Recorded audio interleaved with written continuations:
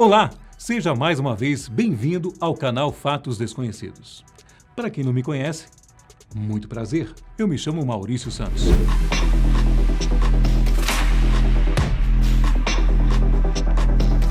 Há milhares de anos, em uma noite do ano 79 d.C., para ser um pouco mais exato, os moradores da cidade de Pompeia e Herculano, que pertenciam ao Império Romano, foram simplesmente destruídos por uma das maiores catástrofes da história da humanidade.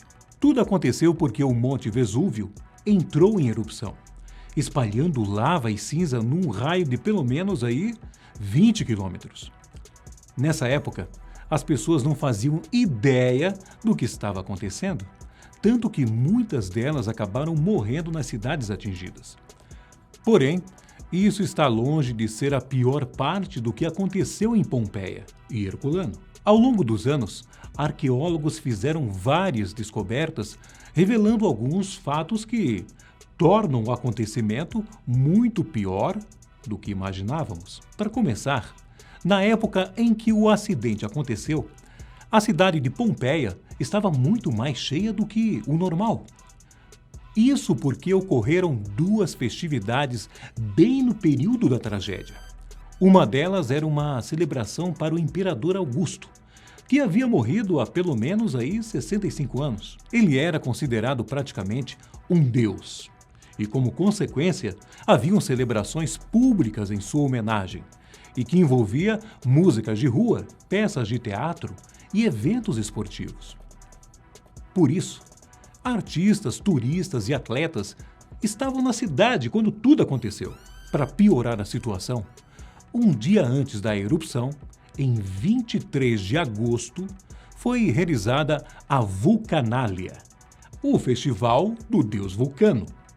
Os moradores da região festejavam o deus do fogo e dos vulcões. Dizem que, quando o Monte Vesúvio começou a entrar em erupção, vários avisos foram enviados, como fumaça, pequenos terremotos e estrondos extremamente altos. Porém, as pessoas acharam que todos esses avisos eram, na verdade, sinais de que o deus do vulcão estava satisfeito com a festa. Além disso, o clima também não contribuiu com a população. Geralmente, no mês de agosto, naquela parte da Itália, costumava ter um vento que soprava para o sudoeste, o que seria ideal para levar a cortina de cinza e gás do vulcão para longe de Pompeia. Claro que ainda havia a questão do calor e da lava, mas se as cinzas e os gases tivessem ido na direção oposta da cidade, muitas pessoas provavelmente teriam sobrevivido. No entanto, não foi isso que aconteceu. Por algum motivo desconhecido, naquele dia, o vento estava soprando em direção ao noroeste, para o lado de Pompeia. Isso fez com que as cinzas do vulcão sufocassem a população, evitando que muita gente conseguisse escapar da catástrofe. Um dos únicos relatos dessa tragédia, feito por Plínio o Jovem, diz que o vento soprava de forma mortal para a costa, o que impediu milhares de moradores que fugissem pelo mar. Ou seja, o clima também influenciou muito para que a catástrofe fizesse tantas vítimas.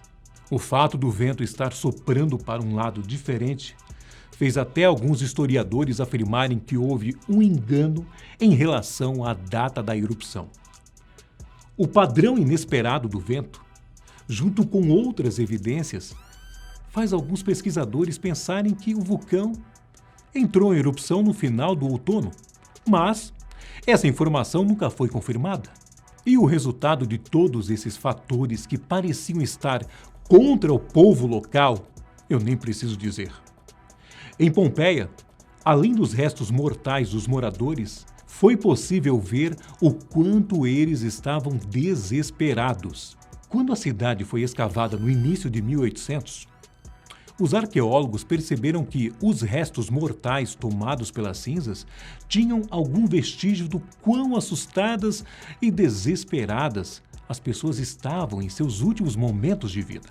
Foi possível ver as posições de alguns corpos e o quanto muitos habitantes se amontoaram em grupos, com alguns casais morrendo abraçados.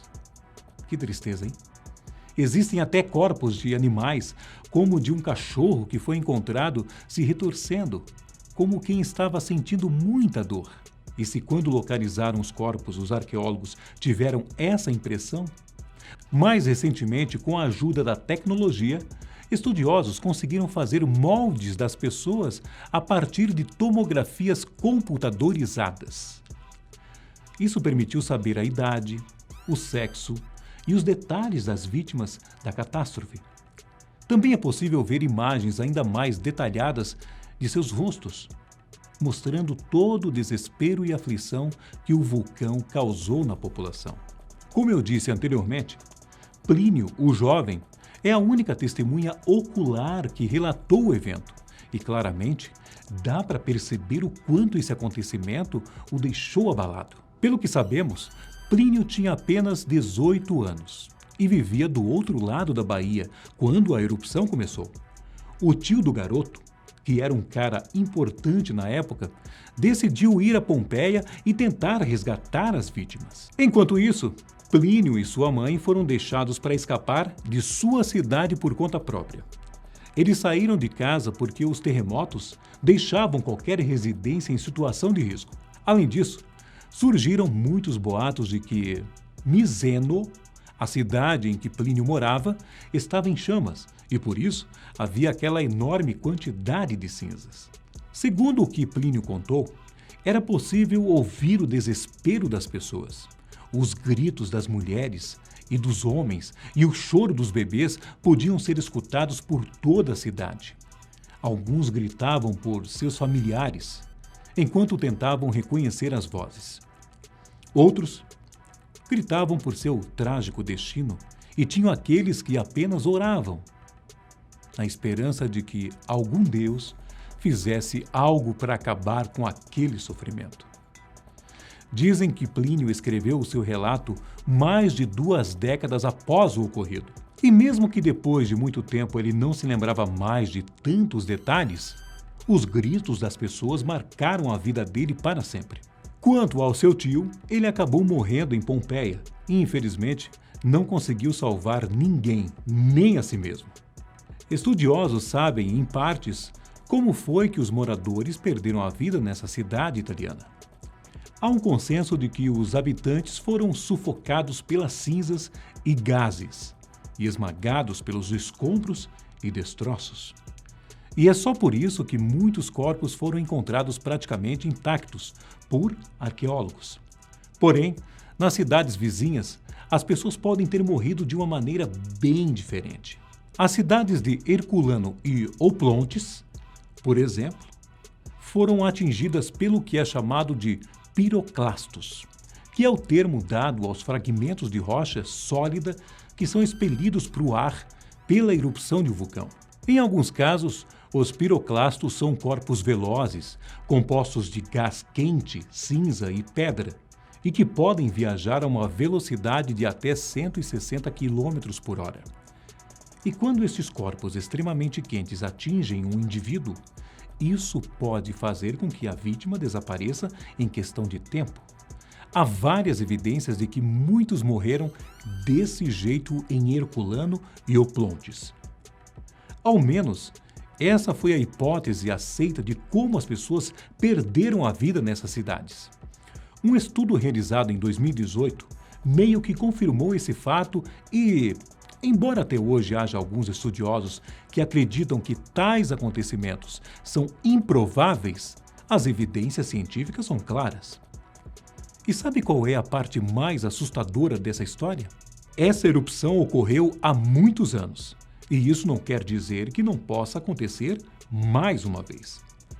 Eu digo dessa forma porque o vulcão que destruiu Pompeia é considerado o mais perigoso do mundo. A explosão do Monte Vesúvio deixou bem claro que é capaz de enterrar várias cidades e matar milhares de pessoas.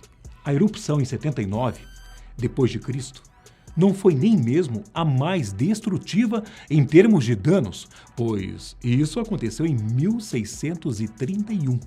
Mas por algum motivo, a área ao redor do vulcão é um prato cheio para que uma erupção faça estragos ainda maiores.